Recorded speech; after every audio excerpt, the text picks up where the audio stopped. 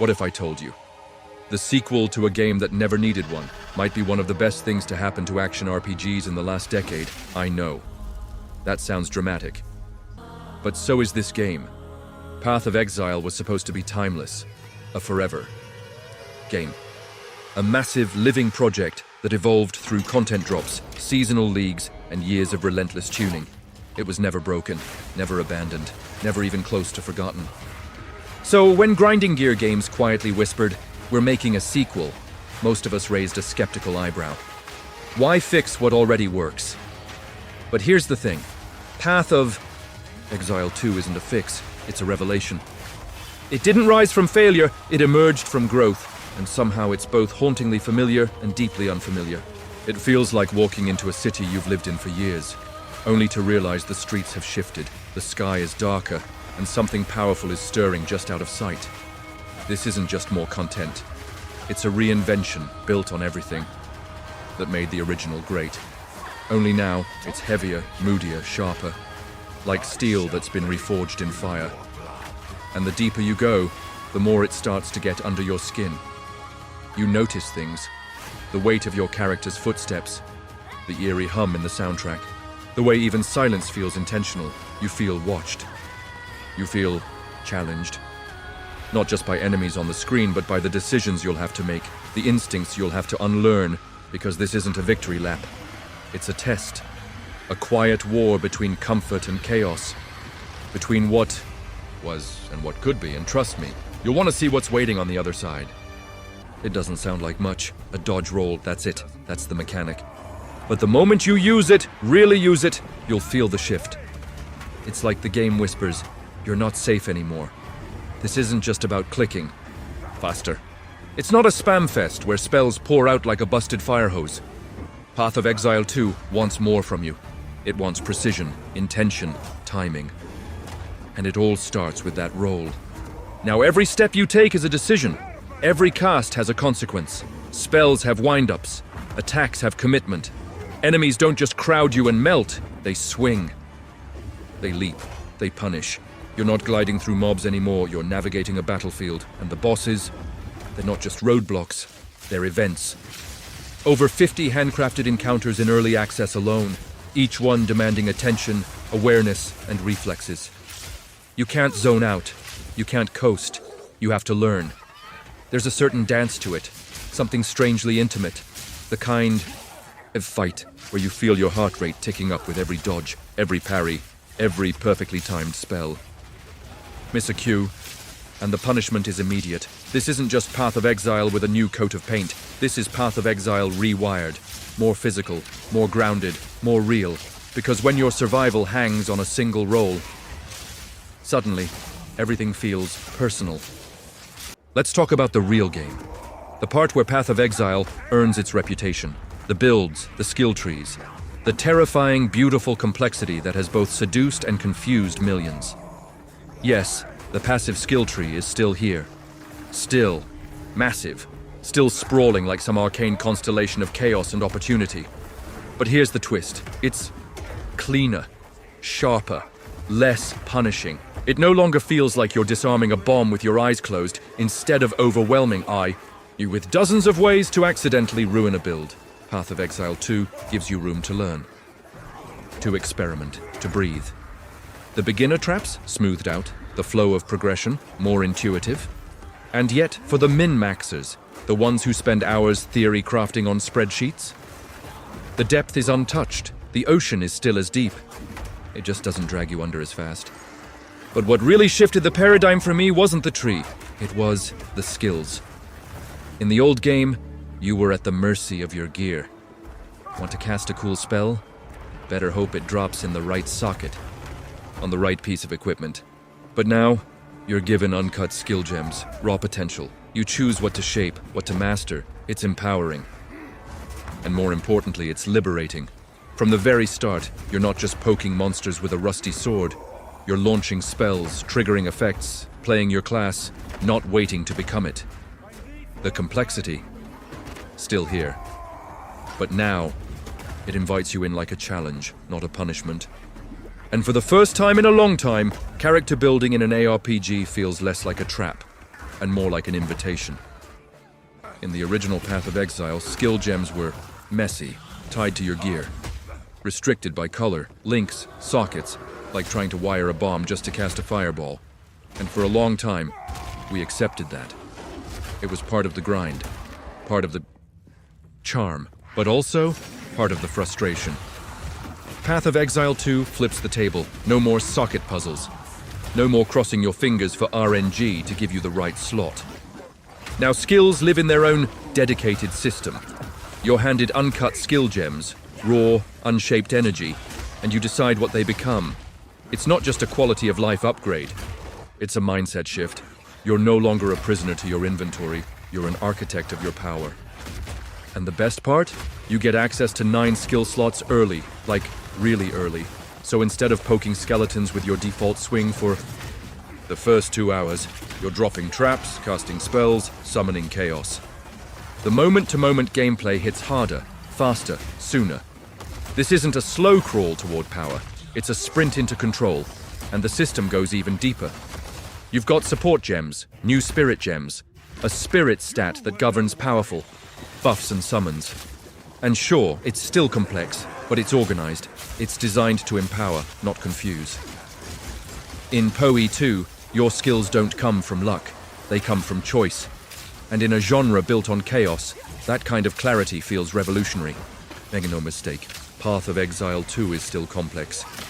But it's the right kind of complex, the kind that doesn't dump 100 mechanics on your lap in the first hour.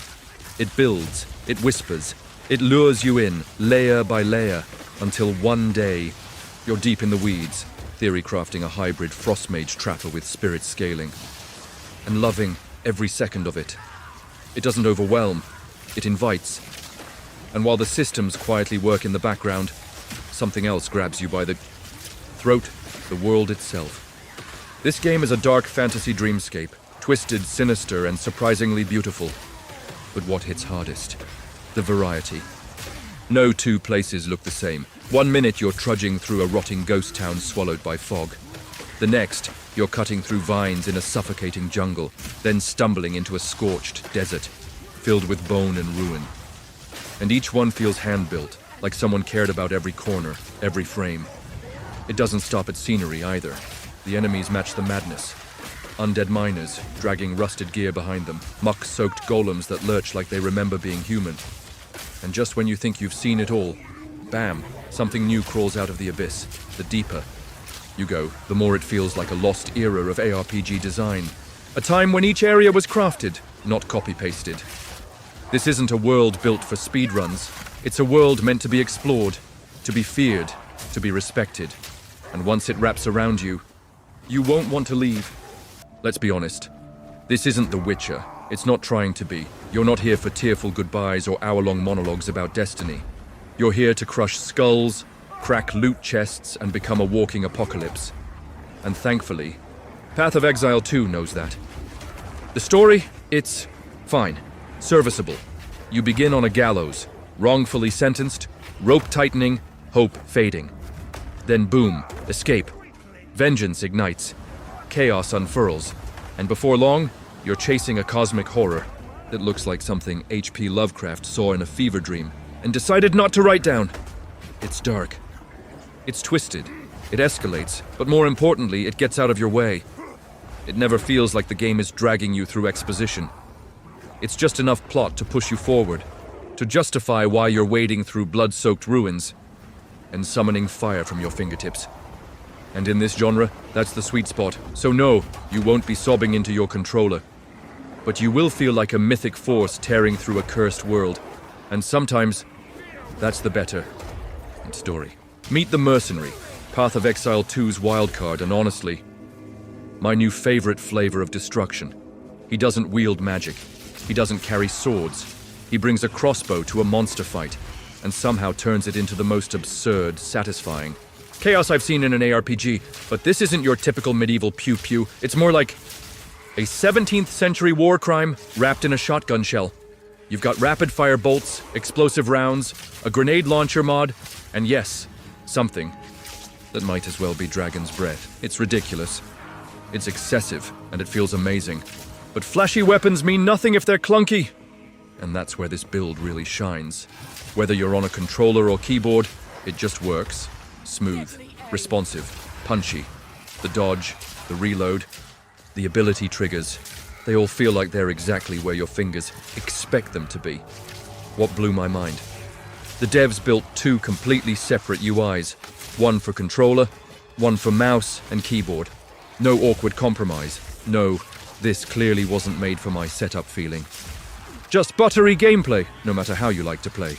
It's fast, it's feral, it's flashy, and if you're craving a class that turns every encounter into a fireworks show of blood and bolts, the Mercenary is calling.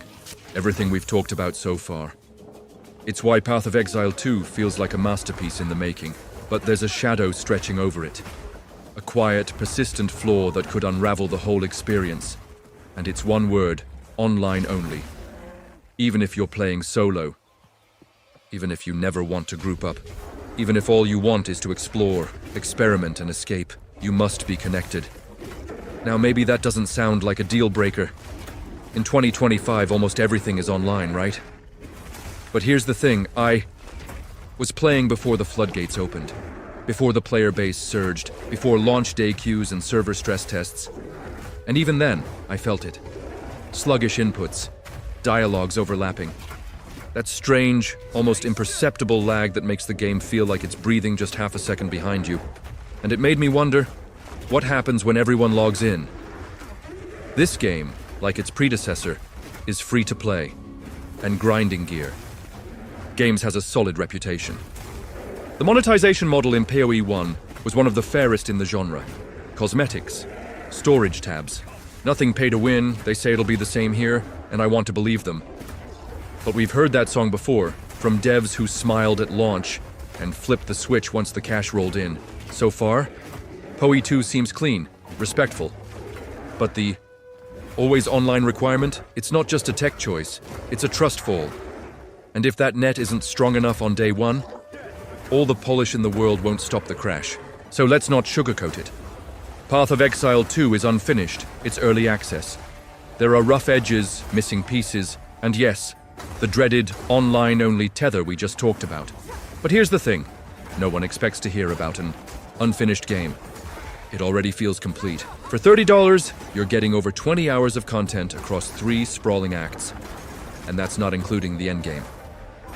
Not including the dozens of boss fights. Not including the time you'll lose just staring at the skill tree, plotting your perfect build. And this is just the beginning. 6 acts are planned. A full campaign. More classes. More loot. More madness. Could you wait 6 months for the full release? Of course. And if you do, you'll probably get a smoother, cleaner version of what we have now. But if you dive in today, you're stepping into something rare. A free-to-play ARPG that doesn't feel like a scam. And one that doesn't nickel and dime you. One that doesn't need 100 microtransactions to be fun. The monetization? Reasonable. The gameplay? Addictive. The world? Brutal. The loop? Irresistible. This is a game where the grind feels good. Where building a character isn't a chore. It's the point. And for once, the chase is just as satisfying as the reward. But please, grinding gear games, hear us, rent more servers. Don't let something this good collapse under its own hype. Not again. Because this feels like a turning point. A moment where a sequel no one asked for becomes the ARPG standard everyone else will chase. And now, it's your turn. Are you jumping in now? Or waiting for the full package to drop? Let us know in the comments. We'd love to hear what you're building, what class you're running, and what's got you hooked. And hey, if this helped you, if it made you think twice or got you curious, click like. Maybe even hit subscribe. We've got more raw, honest reviews on the way. Until next time, stay sharp, keep rolling, and we'll see you in Rayclust. Path of Exile 2 isn't perfect. It's not finished, and it's far from safe. But maybe that's why it's so special. In a world of recycled sequels and shallow live service models, here's a game that dares to push harder, that refuses to hold your hand, that challenges you to become something more. And whether you're stepping into Rayclast for the first time or returning as a scarred veteran, one truth remains. You're not just playing this game. You're surviving it. So, what's your move? Will you take the plunge now or wait to see what this monster becomes? Let us know in the comments. We read everyone. And if this video hit you in the gut or just helped you decide, tap that like button, smash subscribe. Because in a gaming world full of noise, we're here to give you clarity. Raw, honest, no BS. Thanks for watching. We'll see you in the shadows.